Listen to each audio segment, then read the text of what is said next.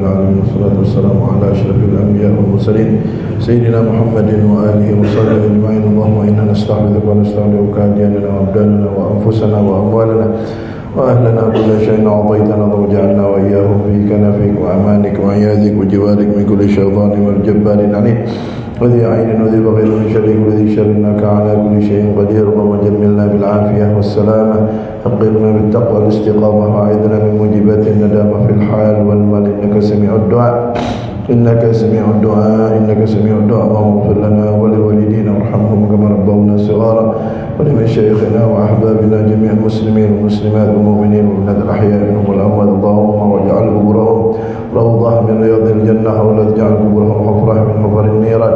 ربنا اغفر لنا ولإخواننا الذين سبقونا بالإيمان ولا تجعل في قلوبنا غلا للذين آمنوا ربنا إنك رؤوف رحيم. ربنا آتنا في الدنيا حسنة وفي الآخرة حسنة وقنا عذاب النار. صلى الله على سيدنا محمد وآله وصحبه وسلم. الحمد لله رب العالمين. بسم الله الرحمن الرحيم. الحمد لله رب العالمين والصلاة والسلام على أشرف الأنبياء والمرسلين سيدنا ومولانا محمد وعلى آله وصحبه أجمعين. فقال المصنف الشارح رحمه الله تعالى نفعنا بهما وبعلومهما وبعلوم شيخنا وبعلوم العلماء العاملين في الدارين آمين.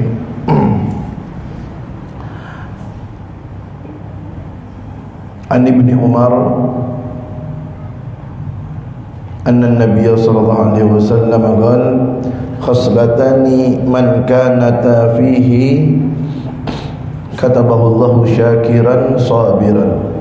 Dari sahabat Abdullah bin Umar, anaknya Sayyidina Umar ibn Khattab radhiyallahu anhuma, beliau meriwayatkan sesungguhnya Nabi Muhammad sallallahu alaihi wasallam bersabda, khoslatani, ada dua perkara, ada dua hal, man kanata fihi katabahullahu syakiran sabiran. Barang siapa yang dua hal ini ada pada diri seseorang, maka orang tersebut digolongkan oleh Allah sebagai hambanya yang bersyukur dan hambanya yang sabar. Padahal kita ini jangankan mau mensyukuri nikmat Allah, menghitung nikmat Allah aja tidak bisa.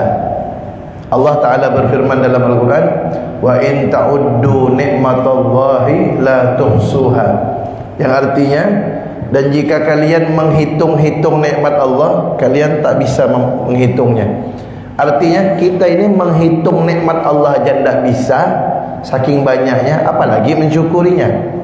Tapi kalau ada dua hal ini dalam diri seseorang, itu hamba Allah golongkan dia termasuk orang yang bersyukur dan sabar. Apa dua hal tersebut? Kata Nabi, wa man lam takuna fihi lam yaktubhullahu syakiran wala sabiran. Tapi kalau dua perkara ini tidak ada pada diri seseorang, orang itu tidak termasuk orang yang syukur dan sabar. Dua perkara itu adalah man nadhara fi dinihi ila man huwa fawqahu, orang yang melihat orang lain dalam urusan agama tapi melihat yang di atasnya, faktadabihi, kemudian dia ikuti. Jadi kalau urusan agama, dia lihat orang yang di atas dia amal solehnya, dia melihat orang yang di atas dia ibadahnya.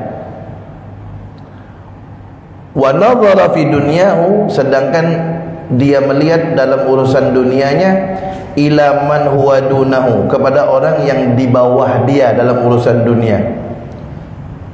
Fahamidallaha, kemudian dia memuji Allah, ala ma faddalahu bihi alaih, atas apa yang Allah utamakan dia dengan hal tersebut. Maka orang kalau mempunyai dua ciri itu, katabahullahu, kata Nabi, Allah masukkan dia, Allah catat dia syakiran, orang yang bersyukur, sabiran, orang yang sabar. Jadi ini kunci nih, kalau kita ingin tergolong orang-orang yang bersyukur di sisi Allah dan orang-orang yang sabar, dua. Satu, kalau urusan akhirat, lihat yang di atas kita. Artinya Kalau urusan ibadah, urusan amal soleh, lihat orang yang di atas kita. Contoh, misalnya kita udah sholat 5 waktu di masjid, kita udah tahajud, kita udah duha tiap hari, kita udah sholat witir, kita udah qabliyah ba'diyah, kita udah ngaji Quran, kita udah sholawat. Lihat yang di atas kita, maka kita termasuk orang-orang yang nantinya tidak akan sombong dengan ibadah kita. Contoh, yang rajin tahajud, jangan sombong. Kalau dibandingkan dengan orang-orang dahulu, tidak ada apa-apanya ibadah kita. Syekh Abdul Qadir Al-Jailani tidak tidur malam ibadah dari isya sampai subuh, sampai sholat subuhnya pakai wudhu isya, tidak batal dari subuh, dari isya sampai subuh tidak batal wudhunya selama 40 tahun. 40 tahun tuh Syekh Abdul Qadir Jailani tidak tidur malam dari isya sampai subuh ibadah, bukan main gaplek, bukan main remi bob, bukan nonton bola, ibadah. 40 tahun tak tidur. Sama juga Sayyidina Al-Faqih Al-Muqaddam, beliau juga sama 40 tahun tidak tidur dari isya sampai subuh, tidak batal wudunya. Jadi solat subuh pakai wudunya isya, 40 tahun. Ya. Syekh Abdul Qadir Jailani itu sama begitu, 40 tahun. Orang-orang soleh dulu, ya. Di antaranya ada seorang wanita soleha nih, ya, perempuan, wanita soleha. Beliau tuh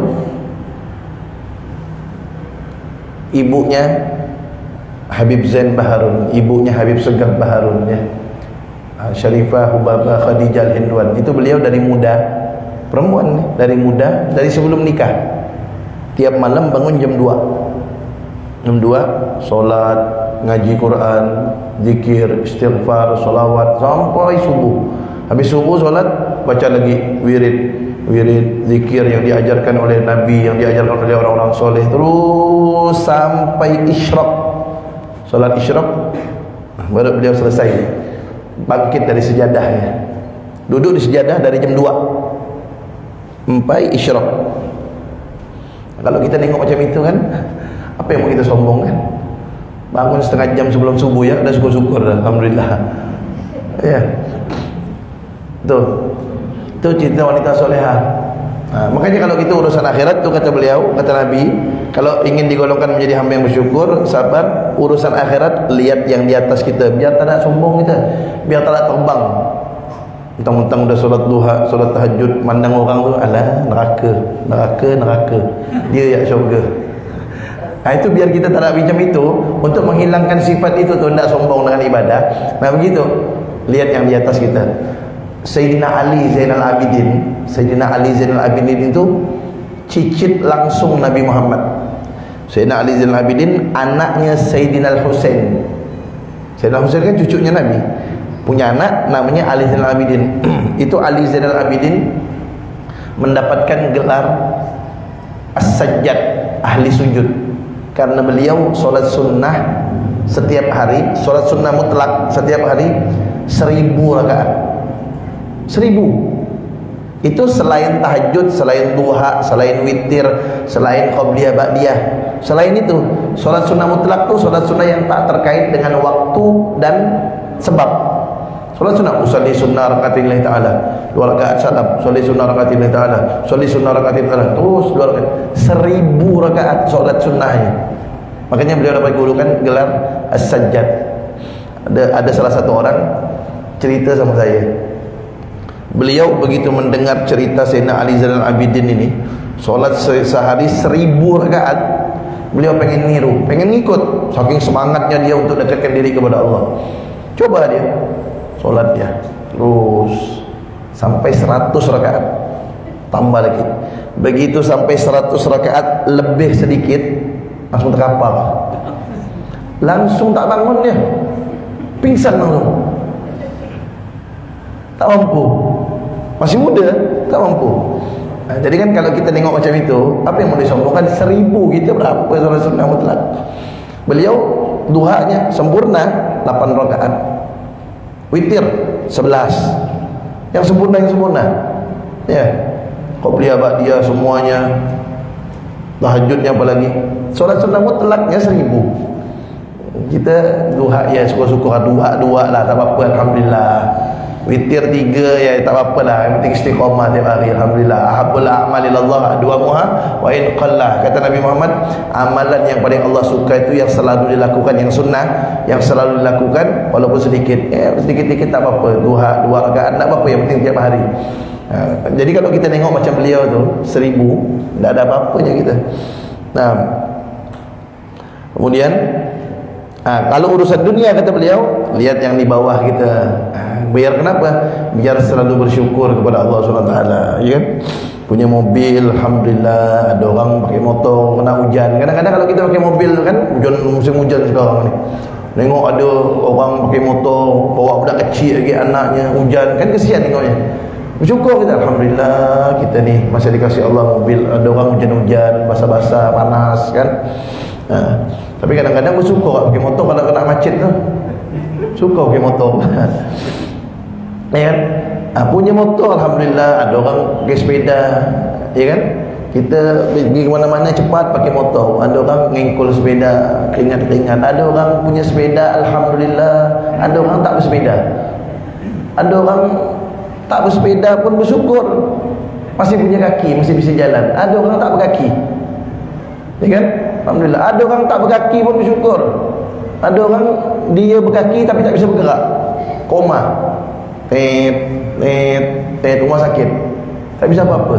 Jadi kalau lihat yang seperti itu, kita tambah bersyukur kepada Allah. Tapi kalau urusan dunia, melihat yang di atas kita, tak ada habis-habisnya.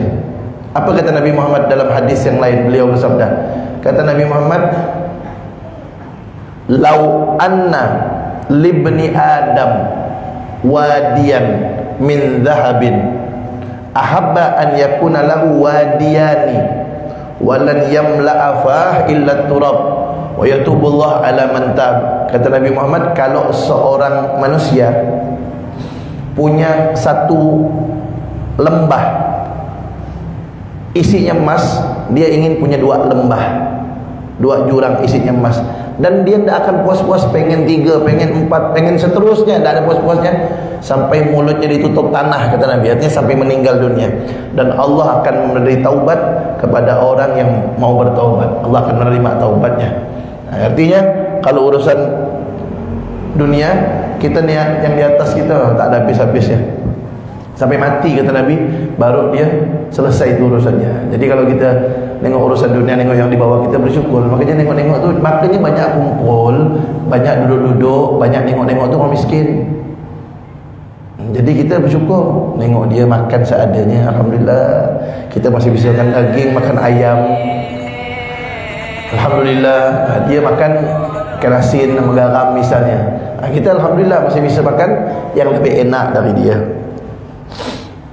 Kemudian, wa man nadhara fi dinihi ila man dunahu.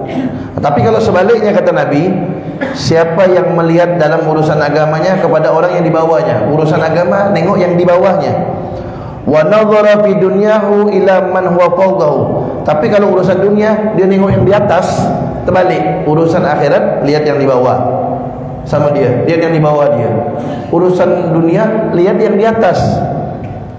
Maka fa'asifa, maka dia akan selalu menyesali ala ma fatahu, terhadap apa yang tidak dia dapatkan, merasa kurang terus. Jadi kata Nabi, kalau dia melihat urusan agama, lihat yang di bawahnya. Dia solat 5 waktu di masjid, tahajud, duha dan lain-lain. Lihat yang di bawah dia, yang nongkrong-nongkrong, yang tak ada solat, tak ada apa.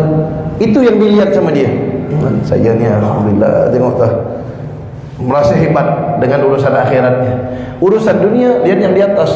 Oh, yang mana enggak punya pesawat, yang mana enggak dia punya helikopter, yang mana enggak rumahnya besar.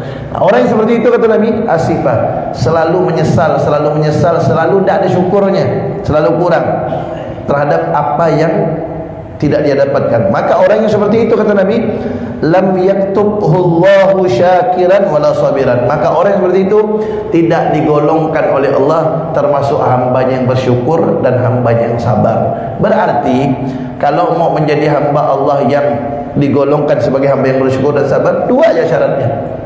Urusan akhirat, lihat yang di atas kita, biar tak sombong. Kita udah solat, udah segala macam kita lakukan ibadah, perbuatan baik, tak ada apa-apanya perbuatan saya ni, tak ada apa-apanya. Orang-orang dulu lebih. Sedekah, kita udah sedekah misalnya tiap hari, lihat orang dulu, tak ada apa-apanya sedekah kita. Sayyidina Utsman bin Affan itu sedekah 10.000 keping uang emas, uang dinar. Satu keping itu 4 juta, sekitar 4 juta. 10.000, 40 miliar dia sedekah. Sayyidina Utsman bin Affan nyumbang ke Nabi Muhammad 40 miliar. Terus kuda yang besar itu, yang harganya ratusan juta, 300 ekor dia nyumbang. 300. Kuda 50 ekor. Unta 300 ekor. Itu kalau kita totalkan ratusan miliar itu yang disumbang oleh Sayyidina Utsman untuk agama Islam. Kalau orang Sayyidina Abu Bakar Siddiq, seluruh hartanya dibawakan ke Nabi Muhammad, semuanya. Sampai Nabi Muhammad heran. Nabi Muhammad tanya, hal abaqaita li ahlik syai'an ya Abu Bakrin, apakah engkau sisakan sedikit buat keluargamu wahai Abu Bakar? Kata Sayyidina Abu Bakar, abqaitu lahumullah wa rasulah, saya sisakan buat keluarga saya Allah dan Rasulnya saja. Semua hartanya diangkut, isi rumahnya diberikan semua sama Nabi. Sayyidina Abu Bakar Siddiq. Sayyidina Umar setengah hartanya, setengah. Sayyidina Abu Bakar semua, Sayyidina Umar setengah. Sayyidina Utsman hitung sendiri itu, unta 300, kuda 50, duit 40 miliar. Tuh. Nah, kalau kita lihat macam itu, tak ada apa-apanya sedekah kita. Makanya perlu kita mengkaji sejarah, mendengar cerita-cerita seperti itu, agar kita bisa berkaca, agar kita termasuk hamba yang bersyukur dan yang sabar di sisi Allah Subhanahu wa taala. Nah, kemudian itu hadis tadi rawahu Tirmizi, riwayat Imam Tirmizi. Kemudian hadis riwayat Imam Ad-Dailami, bahwasanya Rasulullah sallallahu alaihi wasallam bersabda, tarkud dunya asarru minas sabri wa ashaddu min hatmis suyuf fi sabilillah wa la yatrukuha ahadun illa a'tahu Allahu mithla ma yu'ti syuhada. Meninggalkan dunia itu artinya tidak cinta dunia. Tak cinta dunia sudah pernah kita bahas kemarin. Bukannya orang tak cinta dunia itu tak punya harta, bukan. Imam Ghazali mengatakan, laisa zuhdu faqdal mali wa innamaz zuhdu faraghul qalbi anhu. Bukanlah orang yang tidak cinta dunia itu tidak punya harta, tapi orang yang tidak cinta dunia adalah hatinya kosong dari harta. Artinya harta dunia cuma di tangan saja, tidak sampai ke hati. Maksudnya kalau hartanya hilang, hartanya binasa, tidak membekas dalam hatinya. Nah, kata Rasulullah SAW, beliau bersabda, meninggalkan dunia artinya kita tidak cinta dunia. Dunia itu kita bersihkan dari hati kita. Sahabat Nabi itu banyak yang kaya, banyak, tapi tidak ada yang masuk dalam hatinya. Abu Yazid Muhammad Al-Maliki yang di Makkah kaya raya, tapi tidak sampai dalam hatinya kekayaannya. Nah, orang yang dunia tidak ada dalam hatinya itu, itu perjuangannya berat. Itu melebihi pahitnya menahan sabar, dan lebih dahsyat daripada menggunakan pedang ketika berperang, kata Nabi. Lebih susah dari menahan sabar, lebih susah dari menggunakan pedang ketika berperang. Orang yang bisa menghilangkan hatinya daripada cinta dunia. Dulu udah kita bahas, tidak cinta dunia itu misal anaknya tidak sengaja berjalan, tahu-tahu motornya terjatuh, tidak sengaja terjatuh motornya, pecah kacanya misalnya, tidak membekas dalam hatinya. Dia cuma nasihatkan dia, nah hati-hati kalau pakai motor, mesti untung motornya pecah, untung kaki kau tak patah. Tidak membekas dalam hatinya. Itu orang tidak cinta dunia berarti. Urusan dunia tidak dipermasalahkan sama dia. Dia cuma nasihatkan baik-baik. Tapi kalau urusan akhirat, anaknya tidak sholat, marahnya luar biasa. Itu orang berarti tidak cinta dunia dia cinta akhirat, walaupun kaya raya dia. Tapi sebaliknya, walaupun dia miskin, fakir miskin, anaknya tidak sengaja mecahkan gelas, marahnya sehari semalam. murah luar biasa, cinta dunia dia walaupun dia fakir miskin. Nah, kata Nabi, orang yang tidak cinta dunia itu, meninggalkan dunia, adalah orang yang dia lebih hebat daripada menahan rasa sabar. Karena itu lebih susah daripada sabar, dan lebih susah daripada harus berperang dengan menggunakan pedang di medan perang. Orang yang bisa meninggalkan dunia. Coba lihat apa kata Nabi, wala yatrukuha ahadun, dan tidak ada seorang pun yang bisa meninggalkan dunia illa a'tahu Allahu mithla ma yu'ti syuhada, kecuali orang itu Allah akan berikan pahala seperti pahalanya orang yang mati syahid. Jadi orang yang bisa membersihkan hatinya dari cinta dunia, itu orang dapat balasan, kata Nabi, seperti balasan orang yang mati syahid. Nah, jadi kita mau yang kaya kah, mau yang miskin kah, mau yang sederhana kah, ayo berusaha nih dalam hati kita nih, jangan sampai ada cinta dunia. Sedikit-sedikit bersihkan. Saya ulangi, bukan cinta dunia tidak punya harta, bukan, tapi dunia tidak membekas dalam hatinya. Bersihkan hatinya. Kalau urusan dunia sepele, tapi kalau urusan akhirat agung dalam hatinya, itu orang hebat. Anaknya tidak solat, anaknya tidak puasa, anaknya buka aurat, marah dia. Tapi ketika anaknya tidak sengaja misalnya nabrakkan mobil, apa kau tabrakkan nak? Maaf pak, tak sengaja ngantuk tadi. Hati-hati kalau mau mobil. Tak ada bekas dalam hatinya. Nah, orang yang seperti itu, dia dapat pahala seperti orang mati syahid, kata Nabi Muhammad. Kemudian bagaimana diantaranya cara agar orang itu tidak cinta dunia? Nabi Muhammad ajarkan nih, watarkuha, cara meninggalkan cinta dunia itu caranya qillatul akli, sedikit makan, wasyab'i, sedikit kenyang, wa bughdus sana minan nas, dan tidak suka dipuji-puji orang. 3 kata Nabi, cara agar kita tidak cinta dunia. 1, jangan banyak makan. 2, jangan sering-sering kenyang. Artinya jangan banyak kenyang, artinya sering-sering lapar. Kalau makan jangan sampai kenyang. Yang ketiga, jangan suka dipuji orang. Kemudian apa kata Nabi Muhammad lanjutannya? Fa innahu man ahabba tsana minan nas, karena sesungguhnya orang yang suka dipuji oleh manusia, ahabbad dunya wa na'imaha, maka orang itu pasti cinta dunia dan cinta dengan kenikmatan dunia.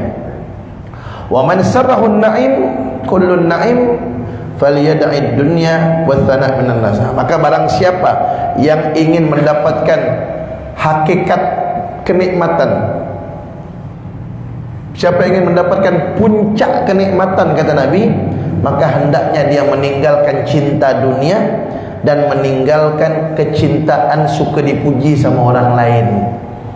Ya, kadang kalau dipuji sama orang tu taubang, itu bahaya. Kalau orang dipuji sama orang, kira-kira kita dipuji sama orang, banyak-banyak baca selawat. Ya, dan orang yang muji, suruh dia bilang Masya Allah, suruh dia bilang Masya Allah. Ya, karena kalau orang suka muji-muji itu bahaya. Takut kita kena ain, kena penyakit ain mata. Makanya yang punya anak, punya cucu yang lucu-lucu, jangan sering-sering posting di medsos. Itu bahaya. Karena penyakit ain itu ada, kata Nabi. Artinya ketika orang mandang dalam keadaan kagum, mandang dalam keadaan suka, heran, takjub gitu, itu pandangan mata seseorang itu bisa membuat penyakit pada anak tersebut. Itu benar kata Nabi, ain. Makanya ketika kalau kita ngelihat ada budak lucu, ada budak menggemaskan gitu, ucapkan Masya Allah gitu. Ngelihat rumah bagus, bilang Masya Allah gitu. Yang dipuji bilang Allahumma shalli ala sayyidina Muhammad wa ala sayyidina Muhammad, selawat. Kenapa? Biar tidak kena ain. Kalau kena ain tu, itu budak bisa sakit, nanti tidak diketahui penyakitnya apa. Sakit terus, kurus, meninggal. Dan itu terjadi. Ada salah satu orang, tak usah saya sebutkan, ada orangnya di Pontianak. Anaknya lucu, dikit-dikit tunjukkan sama orang, dikit-dikit tunjukkan sama orang, dikit-dikit diposting. Sakit akhirnya. Sakit terus, sakit. Tak tahu sakit apa. Kurus badannya, meninggal.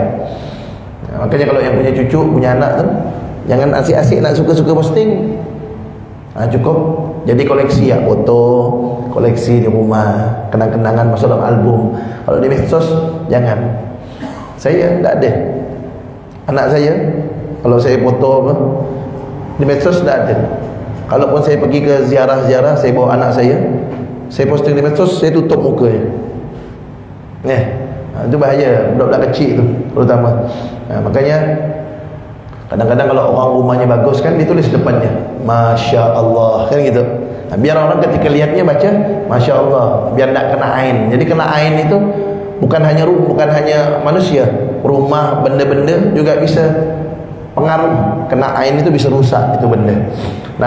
Kemudian orang tadi itu, orang kalau sudah cinta dunia, dia akan tidak dapat kenikmatan ibadah dari Allah Subhanahu wa taala. Jauh dari Allah Subhanahu wa taala. Kenapa? Mendahulukan urusan dunia daripada Allah Subhanahu wa taala. Makanya ayo kita jangan putus asa. Yang banyak maksiat, yang banyak dosa, terutama kita lah ni, terutama saya lah. Jadi yang banyak dosa, yang banyak maksiat, jangan putus asa dari rahmat Allah. Bertaubat kepada Allah. Innallaha yaqbalu taubatal abdi ma lam yugharghir. Kata Nabi Muhammad, sesungguhnya Allah senantiasa menerima taubat hambanya selama roh belum sampai di kerongkongannya. Selama roh belum sampai di kerongkongan, taubat masih diterima. Jadi yang banyak-banyak berbuat dosa, jangan khawatir, pintu taubat masih terbuka. Taubat kepada Allah, Allah akan terima taubatnya. Adapun yang tidak mau taubat, yang masih sering-sering suka maksiat, hati-hati. Siksaan Allah itu pedih. Siksaan Allah itu sakit, keras. Kompor kita hidupkan, kita taruh tangan kita di atas kompor 1 menit, kita tidak kuat panasnya. Apalagi panasnya api neraka 70 kali lipat dari panasnya api dunia. 1 biji batu yang ada di neraka, kalau diletakkan di dunia, hangus dunia ni dan isi-isinya, bumi ni. Saking panas itu api neraka. Kita tidak mampu. Maka dari itu, ingat firman Allah, Nabbi ibadi anni anal ghafurur rahim wa anna azabi wal azabul alim. Apa kata Allah? Kasih tahu kepada hamba-hambaku bahwasanya aku ini Maha Pengampun, Maha Penyayang, dan sesungguhnya aku, kata Allah, dan sesungguhnya siksaanku sangatlah pedih. Artinya mau bertaubat, taubat kepada Allah. Allah masih buka pintu taubatnya sebelum roh sampai kerongkongan, sebelum matahari terbit dari sebelah barat. Yang suka maksiat, hati-hati. Yang masih tidak mau taubat, nanti, hati-hati. Orang yang seperti itu, na'udzubillah min zalik, takutnya dia undur, Allah cabut nyawanya, meninggal dalam keadaan su'ul khatimah. Disebutkan, wa man yaqul inni saghirun wa man yaqul inni saghirun asbiru hatta akhafa Allah hina akburu fa inna dzaka gharrahu iblisu fa qalbuhu mughaffalun matmusu. Kata Al-Habib Abdullah bin Husain bin Tahir, barang siapa yang mengatakan saya masih muda, nanti ya saya taubatnya, maka orang yang seperti itu telah tertipu oleh iblis, hatinya gelap dan sudah tertutup. Jadi orang yang mengatakan nanti ya saya taubat, nanti kalau udah besar, nanti kalau udah tua baru taubat, orang yang macam itu telah tertipu oleh iblis. Orang yang seperti itu hatinya sudah gelap dan tertutup dari hidayahnya Allah Subhanahu wa taala. Nauzubillah min dzalik. Jadi mau tua mau muda, taubat kepada Allah sebelum terlambat. Wallahu a'lam bissawab. Kita dengarkan azan dulu.